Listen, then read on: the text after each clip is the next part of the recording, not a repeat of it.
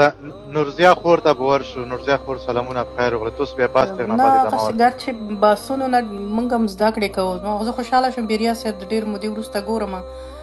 بریالی اوسئ او تل همدلته راځه، ستاسو بحثونه موږ ته دغه راکوي، نیرو راکوي. زه د استاد نه هم لږه ګیله لرم، خو خبره دا ده د چا خبره دلته تربور دی را سره دیوال شریکه که څه وایو بېرته ملامته په موږ راځي. استاد کې ځینې مشکلات شته دی، خدای تعالی دې وکړي چې متوجه شي خپلې ستونزې ته. موږ ته تمه کېږي که نه، ځکه دا یو داسې مقام کاروي چې هغه د ولس او د نوي راتلونکي نسل تمه کېږي. زه نه وایم چې تاسو مخالفت مه کوئ یا د ننګیال نه کوئ. زه وایم موږ باید د سیاسي شرم په نوم یو څه وپېژنو. سیاسي شرم په نوم باید څه وپېژنو. زه د درې رنګه بیرغ تر شا تر ابده ولاړه یم. د دې تر شا چې څه کړنې شوي دي، که هغه ښې وي که هغه بدې دي، د هغې زه مسؤله ځان ګڼم او زه یې تر شا ولاړه یم او هېڅکله به زه د خپل مسؤلیتونو لاس په سر نه شم. په دې بد جمهوریت کې چې اوس تاسو ټول ورپسې مټې را بډوالې دي، په دې جمهوریت کې موږ کال حداقل 7 میلیونه 8 میلیونه جنکۍ فارغې ورکولې. په همدې جمهوریت کې د ښاروالۍ کارکوونکو صادقانه دې خاورې ته خدمت کړی دی، صادقانه یې د افغانستان لارې کوڅې جارو کړي دي. لږ باید د هغو نه وشرمېږو. په همدې جمهوریت کې د افغانستان د ملي اردو ځوانان په سپېرو خاورو کې به ډوب پراته وو، په دغه لرې پرتو سیمو کې. زما د ستا نه دفاع کړې ده، ستا او زما لور مکتبونو ته او پوهنتونونو ته تللې. لږ باید موږ سیاسي شرم ولرو. زه نه پوهېږم د مخالفت او د دفاع موضوع زموږ ترمنځ څنګه راغلله. حال دا چې په دې ښه پوهېږو د افغانستان سیاست ښه تعریف دی دغلته. مداخله معلومه ده چې پاکستان افغانستان څه غواړي. بیا هم په مړو سترګو راځئ کېنئ، یوه لاره پیدا کوئ د خپلو غلطو سیاسي هغه پروپاګند دپاره یوه دغسې توجیهي لاره پیدا کوئ. دا کار مه کوئ، په دې بد ښکارئ. که تاسو فکر کوئ چې په دې موږ بریالیتوب ته رسېږو، ولس به په دې باندې یو څه لاسته راوړي، دا اصلا یو نامناسب سیاست دی. دا کار مه کوئ. دا ډېر د دې ولس سره جفا ده. زموږ ستاسو د یو خور په صفت، د یو تورسرې په صفت هیله دا ده، لوی لوی کسان ناستئ، ماشومان هم ناستئ، باور وکړئ غټ غټ ټایټلونه ځان پسې کاروئ. زه په دې نه پوهېږم چې دا تاسو د مخالفت د جمهوریت پالو سره په څه رانیولی دی. په یو اړخ کې لګیا یاستئ جمهوریت پاله یم، بیا وایئ چې نه ولا طالب هم صحیح دی. داسې خو نه کېږي که نه. طالب چېرته تا سره په جمهوریت کې هغه سټرکچر یا هغه قالب کې چېرته جوړ راځي؟ د طالب ایډیالوژي، د طالب فکر، د طالب سیاست دا بیخي د جمهوریت بیخي متضاد دی. که وایئ چې نه خو راځئ په دې به بحث وکړو، یو روم به جوړ کړو، دغلته به پې ایکسپرټ راشي او به غږېږي چې طالب د جمهوریت پالو سره کولی شي چې په یوه دسترخوان کینی یا په یو ټیبل باندې کینی. اصلا ابدا نشي کېناستلی. ستا مشکل چې شی دی هغه مشکل ته نه غواړې چې دغلته یې ووایې، خو موږ در باندې پوه یو هغه څوک چې طالب نه دفاع کوي. زه پوهېږم زما په خپل کور کې دا ستونزه ده.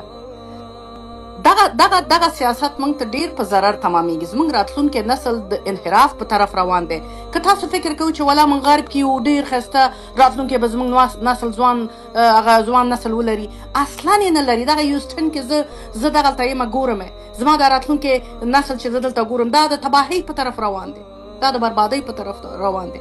12 جنکۍ د دغه ځینه په خپله خوښه تللی دي، نشته دی. او دا د داسې کورنۍ لورګانې وې چې بیرون په وطن کې چا پړون یې نه ولیدلي. دا هغه مسایل دي چې موږ یې نه یادو، ځکه د دې مسایلو پسې ډېر نور څه نغښتي دي. زه تاسو ټولو نه هیله کوم که ننګیال دی که تاسو هستئ، دومره مه سپین سترګې کېږئ، دومره دغه افغانستان ناخوالې مه یو طرف ته کوئ، د افغانستان مسایل دومره زر مه هېروئ. دا ستا پرون په مخکې دا ستا دغه ناورین تېر شو. دا هماغه طالب نه و چې د عسکر په خپو کې به یې پړی واچو او کش به یې هغه ورته نارې ویل چې لا اله الا الله او زه تسلیم یم درته، او طالب ورسره نه منله. ولې تاسو طالب ته سپینې جامې اچوئ؟ د طالب ایډیالوژي سپینه نه ده، د طالب فکر سپین نه دی. زه خو دغلته ناست یم وروره، که څوک را سره خوشحاله دی که خفه، که څوک مې تاییدوي که نه تاییدوي. زه د هغې وطن لپاره، د هغې وطن د سرلوړۍ دپاره زه پوهېږم چې دښمن یې څوک دی، دوست یې څوک دی. د هغې وطن د سرلوړۍ دپاره ټول توان زه په کار اچوم. هېڅکله به د خپل هغه هدف نه لاس په سر نه شم، هېڅکله به د خپل نظره تېره نه شم. دغه مې نظر دی وروره، د درې رنګې بیرغ دفاع کوم، که ښه دی که بد دی. دا مې بیرغ دی، دا مې شان دی، دا مې سرلوړي ده او د دې سرلوړۍ تر شا به زه ولاړ یم. راشه استاده محترمه، لاړې څه شوې؟ دا وګوره حق ته چې خبره راځي بیا دا تښتي ده او د ده دا ډېر سو کوټ دلایل نه دي دا بیا موږ اورو دا دغسې خلک دي لاړ هغه دی په دې پوهېږي چې زه ملامت یم د ده ډېرې خبرې ما اورېدلې چې ټولې طالب پلوي دي ټولې ګمراه کوونکي دي ټولې طالب پلوي دي زمونږ غونې خویندې چې راځي چې دردېدلې دي په دې خاوره کړېدلې دي په دې خاوره بورې شوي دي په دې خاوره باندې مجبور یې چې د چا خبره ګریوان درته سړی وشکوي او خیرات درته وکړي چې خدای د دې نه پسې بدتر که ذلت خو دغه دی چې تاسو یې ګالئ هغه د مینځي هغه متل را په یاد شو چې ورکه دې شي مینځه چې د مینځي کالي مینځي هغه تاسو واستئ طالب ته کته پورته کېږي خدای مې دې ووایي که نوکر په حیث دې ځان سره ونیسي د نوکر په حیث هغې ته خل طالب وایي هغه تا ولا که نوکره مو ګڼي او تا ورته د دې ځینې بوټپاکي د غرب نه شروع کړې ده د خپل وطن وقار حیثیت شرافت د هغه 15 کلن تاریخ تاسو واخیستو د خاورو سره خاورې دغلته راشئ خپل څو کوړ دلایل په خلکو باندې په زوره منئ د افغانانو ذهنونه اخلئ خرابوئ تاسو ته لاندې چې ناسته اسئ هغه وطن نه دی هغه د شملو وطن دی ګوره هغه وطن ستا وطن دی ګوره که په غرب کې کلونه پاتې شو ګوره د هغه درې رنګه بیرغ تر شا و د هغې بیرغ تر لاندې دی ګوره عزت او ابرو ده ګوره تا ته وایم ملته سر دې خلاص که مننه چې ما ته وخت راکړه